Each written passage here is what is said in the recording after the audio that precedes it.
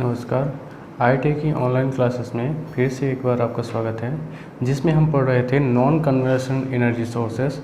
उसके बारे में हम आज आगे पढ़ेंगे कि जो नॉन कन्वेंशनल सोर्सेस होते हैं उनके जो अदर पार्ट होते हैं उसमें से हम कैसे इलेक्ट्रिसिटी जनरेट करते हैं। तो पहला हमने पढ़ा था कि जो हमारा सोलर एनर्जी सिस्टम होता है वो कैसे काम करता है, उसके एडवांटेज क्या है, डिसएडवांटेज के बारे में जाना। अब देखते हैं जो हमारा बायोगैस है वो कैसे काम करता है। ये बायोगैस एनर्जी होता है, जिसमें हम बायो का मतलब है ये जो खाद्य पदार्थों से उत्पन्न होगा वो कहलाती है बायोगैस। मतलब जो जीवाश्म के अवशेषों से उत्पन्न होता है उसे कहते हैं बायोगैस। अब देखते हैं कार्बनिक पदार्थों द्वारा उत्पन्न किए जाने वाली ऊर्जा बायोगैस ऊर्जा कहलाती है। कार्बनिक पदार्थों को बायोगैस कहा जाता है। जो वृक्षों एवं पशुओं से प्राप्त होता है वो बायोगैस, मतलब जो बायोगैस होता है वो पशुओं के अवशेष से या वृक्षों के अवशेष से प्राप्त होता है। बायोमास मुख्यतः 3 प्रकार के होते हैं: खेत में प्राप्त बायोमास, अवशेषों के रूप में प्राप्त बायोमास और तरल ईंधन के रूप में परिवर्तन योग्य बायोमास होता है। बायोगैस के उत्पादन के लिए मुख्य स्रोत जो है वो पशुओं का अवशेष होता है या गीला गोबर कह सकते हैं या अवशेष होता है, ये होता है। जो बायोगैस प्लांट होते हैं वो मोस्टली 3 टाइप के पार्टों में बांटे गए हैं। पहला होता है fix dome type biogas plant, तीसरा होता है modified fix dome type biogas plant, तीसरा होता है floating drum type biogas plant. जो ये गैस प्लांट होते हैं ये मोस्टली फिक्स का मतलब जो कंटेनर होगा वो फिक्स होगा, मॉडिफाई मतलब अपने से निर्माण से कर सकते हैं, फ्लोटिंग का मतलब होता है तैरने वाला। अब जो इसके कुछ मेन पार्ट होते हैं क्या क्या होना चाहिए हमें, तो सबसे पहले मेन पार्ट होता है फाउंडेशन। आधार कैसा होना चाहिए? आधार के लिए हम देखते हैं आधार को डाइजेस्टर के भारी स्टील स्लैरी का भार सहन होता है। इसमें ज़मीन के नीचे एक निश्चित गहराई की कंक्रीट और सीमेंट दीवार बनाई जाती है जिसे डाइजेस्टर निर्माण होता है। डाइजेस्टर जो होता है वो निर्माण होता है। फिर होता है डाइजेस्टर क्या होता है? यह ईंट सीमेंट आदि से निर्मित बायोगैस संयंत्र को भूमिगत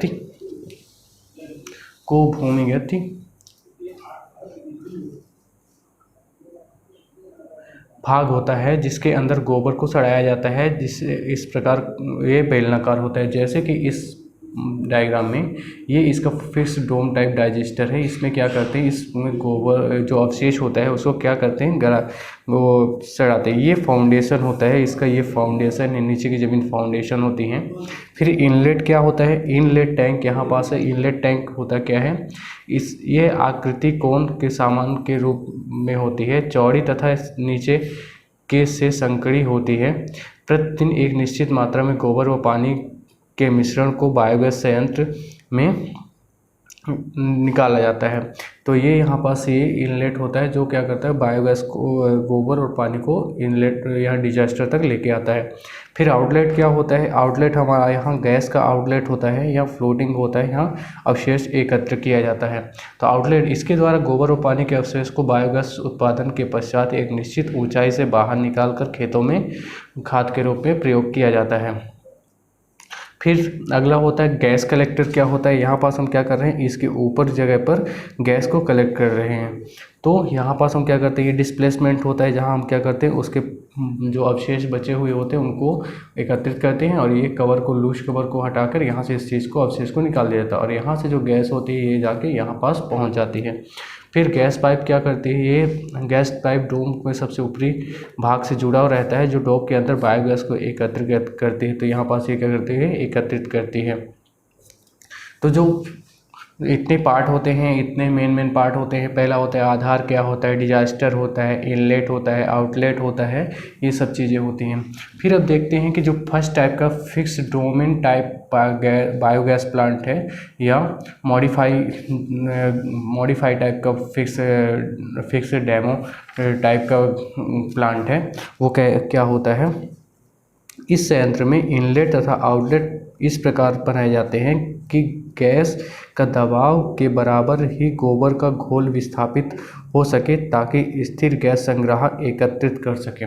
तो मतलब जैसे हम क्या करते हैं कि जो इसकी जो मात्रा होती है वो एकदम बराबर डालनी चाहिए, और जिससे क्या होता है ये गैस हमेशा निकलती रहेगी। और ये संग्राहक में ये संग्राहक होता है, यहाँ पास क्या करते हैं एकत्रित किए जा सकती है। इस डायग्राम में हमने एक इनलेट लगाया है, दूसरा डिजास्टर लगाया है। ये गैस पाइप लाइन है, बायोगैस जाएगी, यहाँ गैस बनेगी। फिर एयर टैंक होता है, यहाँ क्या करते हैं डिस्प्लेसमेंट टैंक होता है, यहाँ जो अवशेष बचता है उसको कुछ दूरी पर ले जाकर हम छोड़ देते हैं। ये लूज कवर के कारण फिर वो उसको हम क्या करते हैं बाहर निकाल लिया जाता है। से ये modify fix demo type biogas plant होता है। फिर जो दूसरा होता है वो floating drum type biogas plant होता है। इस संयंत्र में गैस एक निश्चित दाब पर प्राप्त होती है जो एक तैरते हुए ड्रम में एकत्रित होती है, जिससे कि ड्रम ऊपर उठ जाता है। जब ड्रम में गैस निकल जाती है तो ड्रम वापस घोल में डूब जाता है। तो ये डायग्राम होता है, यहाँ पास एक ड्रम है, ये इनलेट टैंक कहलाता है, यहाँ से हम अवशेष को डालते हैं। जैसे इसमें गैस बन जाएगी तो ये जो टैंक है ऊपर की ओर उठ जाएगा। जैसे ही गैस खत्म होगी इनलेट फोर्स बिना आके इसमें डूब जाएगा। इस प्रक्रिया में क्या होता है गैस जो होती है वो बनती और यूज होती रहती है। यहाँ पास बायोमास सिलरी है, यहाँ डेमो गैस स्टोव है, डिजास्टर टैंक है, यहाँ लगा है। ये बायोगैस यहाँ से निकल रही है, वाटर शेड होता है यहाँ पास। फिर अवशेष निकालने के लिए इसको क्या करते हैं इसके कवर को हटाते हैं और उसके बाद फिर अवशेष को निकाला जाता है। अब जो बायोमास के एडवांटेज हैं वो डिसएडवांटेज क्या क्या होते हैं। भारत में जीवों के अवशिष्ट रूप में यह काफ़ी मात्रा में प्राप्त होता है। दूसरे नंबर इससे प्रदूषण रहित एवं नवीनकरणीय ईंधन का उपयोग होता है। गांवों में अनेक इनके उपयोग किए जाने पर अधिक सरल होता है। इसके द्वारा अवशिष्ट पदार्थों का निरास्तीकरण समस्या हल करना काफ़ी मदद मिलती है। यह सस्ती और सरल प्रक्रिया होती है। तो मतलब इतने लाभ होते हैं हमारे पास कि हम गांव में इसको आसानी से बिठा सकते हैं। जो इसका अवशिष्ट मतलब मटेरियल है, इनलेट मटेरियल, वो आसानी से प्राप्त हो जाता है और इसकी जो लगाने की प्रक्रिया वो काफ़ी सरल होती है और सस्ती भी होती है। इससे बचा हुआ जो अवशेष है उसको जो अवशेष होता है वो आसानी से हम क्या कर सकते हैं निकाल सकते हैं। फिर होता है जो डिसएडवांटेज क्या क्या होते हैं। बायोगैस प्रणाली की दक्षता को बढ़ाना एक मुश्किल कार्य होता है क्योंकि हम इसमें अधिक दक्षता इसकी नहीं बढ़ा सकते। बायोगैस के में सम्मिलित कुछ अशुद्धियाँ गैस दहन इंजन आंतरिक भाग के में नुकसान पहुँचती हैं। इन्हें सभी प्रकार के स्थलों पर लगाया जाने की संभावना होती है। तो ये हमारे डिसएडवांटेज होते हैं कि हम इन्हें इस तरह प्रयोग नहीं कर सकते। फिर अब हम देखते हैं जो हमारे तीसरी टाइप की एनर्जी सोर्सेस हैं उनसे इलेक्ट्रिसिटी कैसे जनरेट कर सकते हैं। तो तीसरी टाइप की जो जनरेट एनर्जी है वो विंड एनर्जी सोर्सेस हैं जिसे पवन ऊर्जा कहते हैं। पवन ऊर्जा कैसे स्रोत है उसके बारे में कैसे काम करता है वो देखते हैं। भारत में गैर पारंपरिक ऊर्जा स्रोत में पवन ऊर्जा का एक प्रमुख स्थान है। जैसे कि नॉन कन्वेंशनल सोर्स हो गए उसके स्थान पर जो पवन ऊर्जा एक महत्वपूर्ण स्थान होता है। पवन ऊर्जा एक ऐसे स्रोत के रूप में उभर कर आया है जबकि सूर्य से आने वाली ऊष्मीय ताप के कारण वातावरण में कुछ भाग गर्म हो जाता है जिससे वायु गर्म होकर ऊपर उठती है वह उसका स्थान ठंडी वायु लेता है और यह प्रक्रिया निरंतर चलती रहती है। इस कारण ये वायु का विशाल द्रव्यमान के चलने के कारण गतिज ऊर्जा होती है जिसे पवन ऊर्जा कहते हैं। तो क्या होता है जैसे इसमें कुछ स्थानों हम क्या कर रहे हैं कि हमारा जो जहाँ कुछ स्थान पे क्या करते हैं गर्मी ज़्यादा हो, जैसे राजस्थान हो गए और इधर जो दक्षिण के इलाके हैं तो उधर क्या होता है गर्मी ज़्यादा हो रही है तो उधर क्या करते हैं केरला कर्नाटका इधर गर्म का मौसम ज़्यादा होता है। तो यहाँ क्या होता है जब सूर्य की किरणें पड़ती हैं तो वो ऊष्मा के रूप में बाहर के रूप में निकलती रहती हैं, पृथ्वी से किसी तल से टकराती हैं और वो फिर पुनः वह निकलती रहती हैं। तो उसके लिए क्या होता है कि जैसे ऊष्मा ऊपर की ओर उठती है, जैसे ऊपर की ओर जाएगी तो उसमें से जो जहाँ से ऊष्मा निकल रही है उसकी जगह ठंडी वायु लेगी और वो ये निरंतर क्रिया चलती रहती है, जिससे पवन ऊर्जा के ब्लेडों से टकराकर वो हवा उस जी को गतिज ऊर्जा में कन्वर्ट करती है और वो एक गतिज ऊर्जा के रूप में होती है। इस ऊर्जा का उपयोग बिजली बनाने व कुओं से पानी पंप चलाने आदि को में किया जाता है। पवन ऊर्जा आधारित उपकरण नामक यंत्र एवं ऊर्जा परावर्तक है, जो ऊर्जा परावर्तक के अंतर्गत पवन चक्की व पवन टरबाइन जनरेटर आते हैं। तो ये इसके बारे हम पवन जनरेटर उपयोग कर सकते हैं, ये चक्के उपयोग कर सकते हैं, ये चीज़ें होती हैं। फिर जो होता है पावर फ्रॉम विंड एनर्जी, मतलब जो होता है कि हम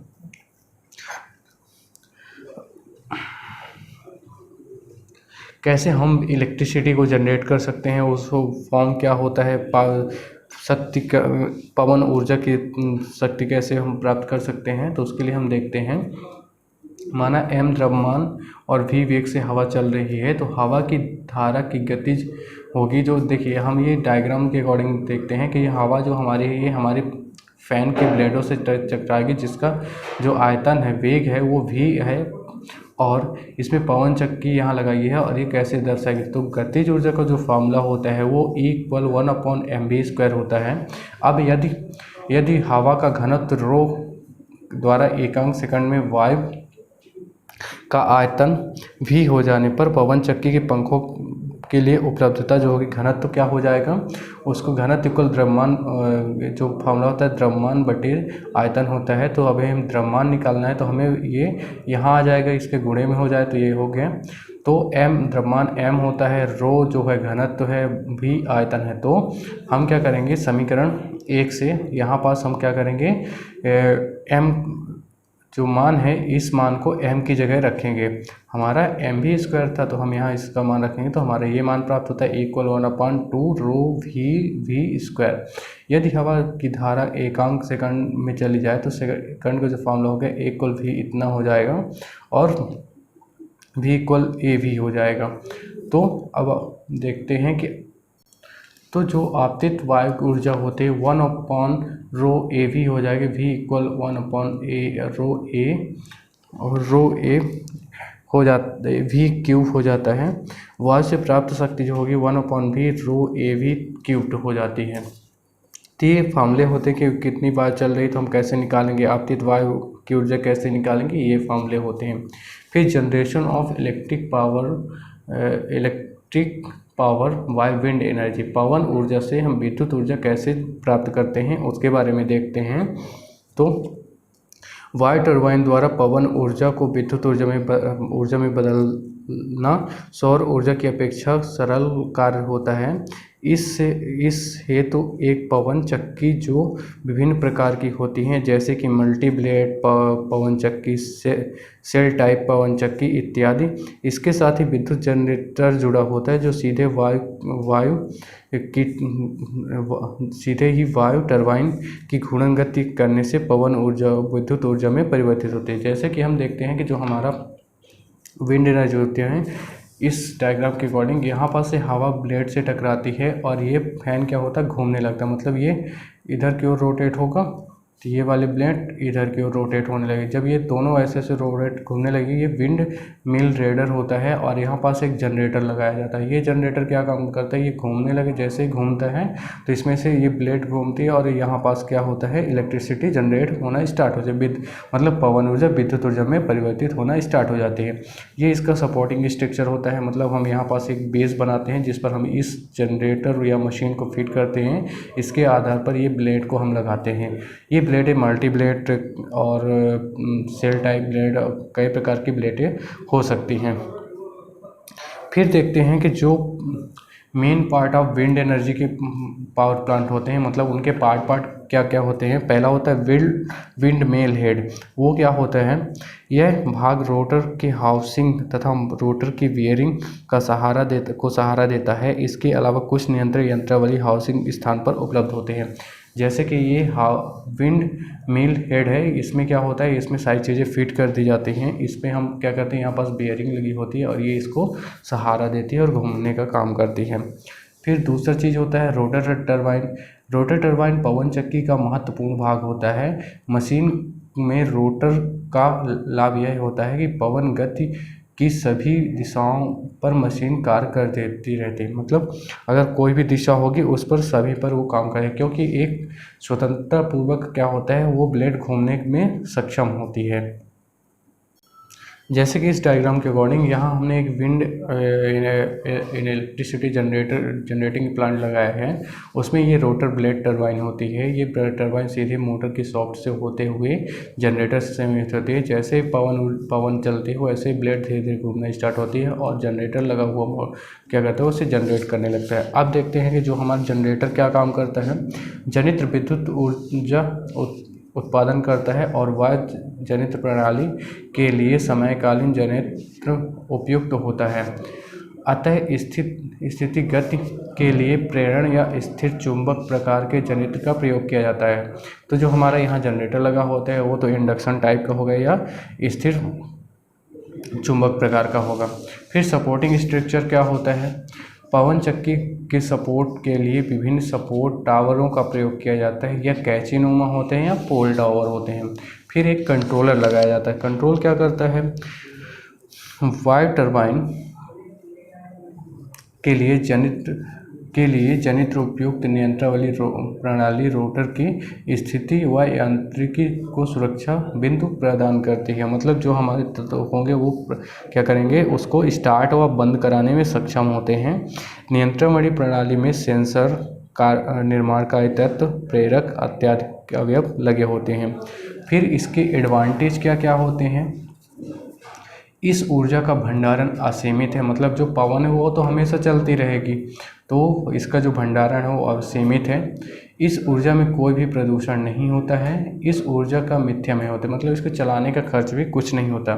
फिर डिसएडवांटेज क्या क्या होते हैं। पवन ऊर्जा पवन के बहने की गति पर निर्भर करती है। यदि पवन धीरे धीरे बह रही है तो उसका शक्ति पावर जो होगा कम होगा। मतलब अगर इस जितनी तेज़ हवा होगी उतने ज़्यादा इलेक्ट्रिसिटी जनरेट हो सकती है और जितनी कम हवा होगी उतनी कम इलेक्ट्रिसिटी जनरेट हो सकती है।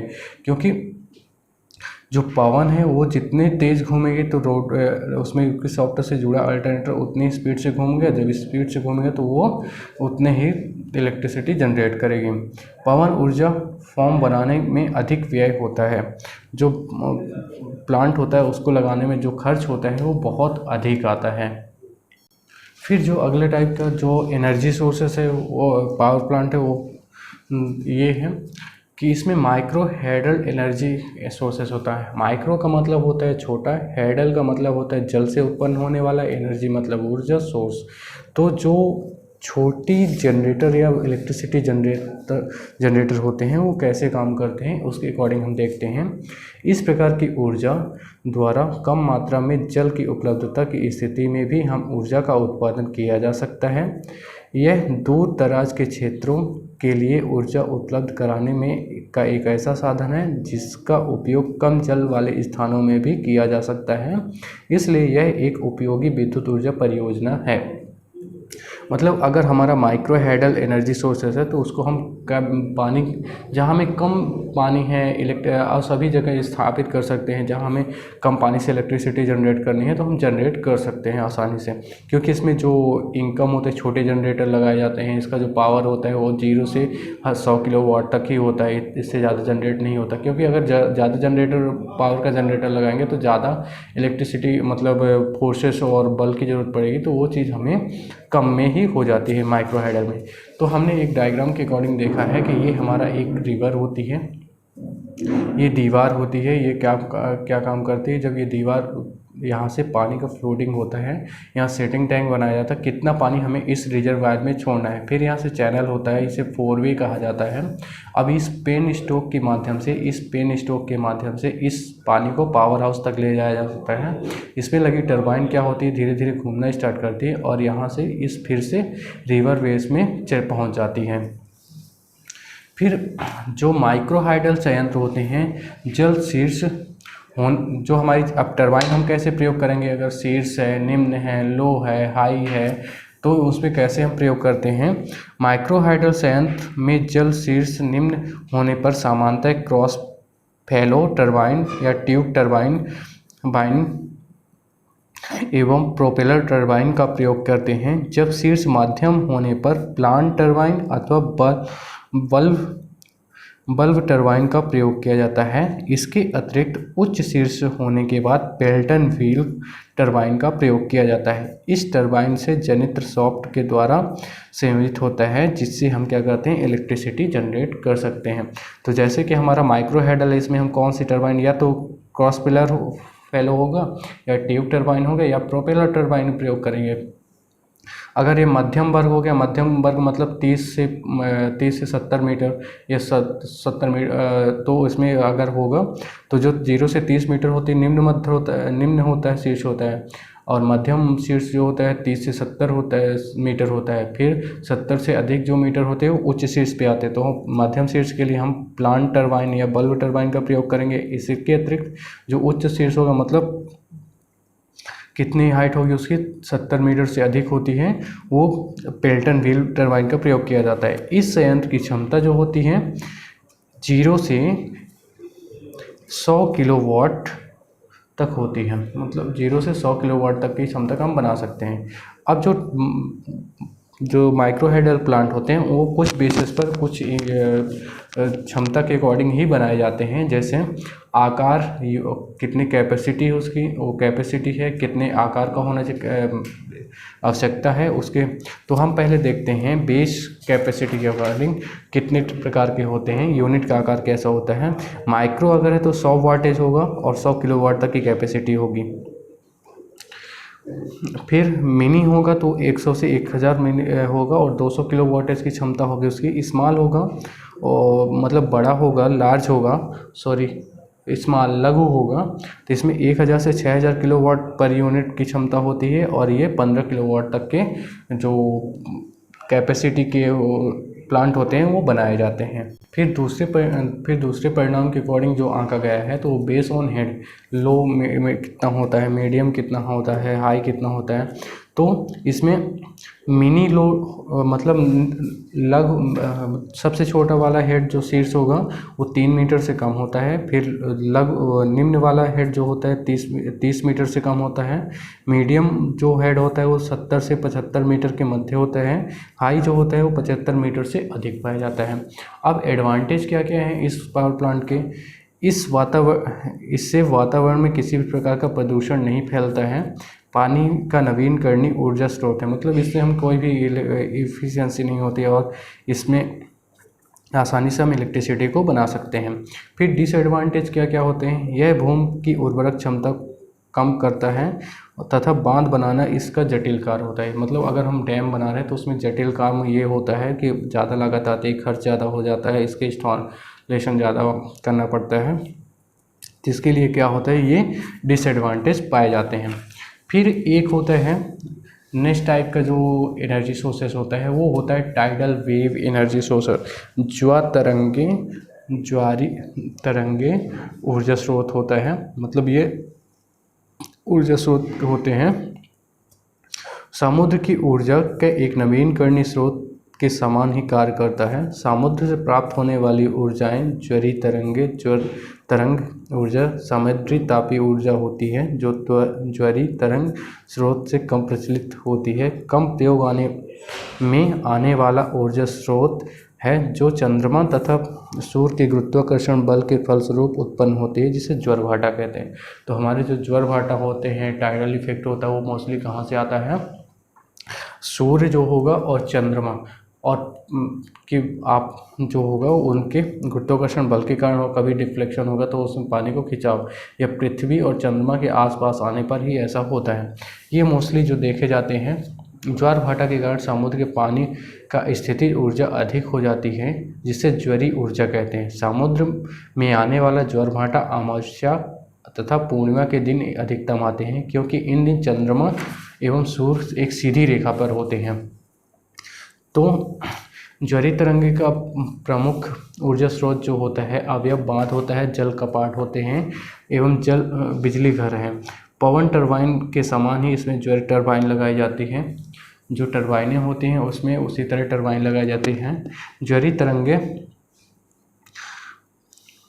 पवन की अपेक्षा समुद्री जल जो होता है अधिक सघन होने के कारण इसमें ज्वरी टरबाइन होती है। उसके आकार के पवन टरबाइन में की अपेक्षा काफ़ी अधिक मात्रा में ऊर्जा उत्पादित कर सकते हैं। मतलब अगर जो टरबाइन हो लगाई जाती है वो काफ़ी अधिक तो उसमें उत्पन्न कर सकती हैं। अब जो ये दो टाइप के डायग्राम है, यहाँ पास हमने गेट लगाया है, यहाँ पर दोनों यहाँ पास ज़मीन है, यहाँ उच्च ज्वर भाटा की स्थिति है और ये ज्वर बेसिन जहाँ पानी एकत्र किया जाता है, ये बांध बनाया गया है, ये गेट है, यहाँ टरबाइन लगाई गई है। और इसका क्या होता है कि जब कपाट में बैराज के ऊपर ये बांध है, इसके ऊपर से ऊर्ध्वाधर दीवारों के सामने कार्य करता है।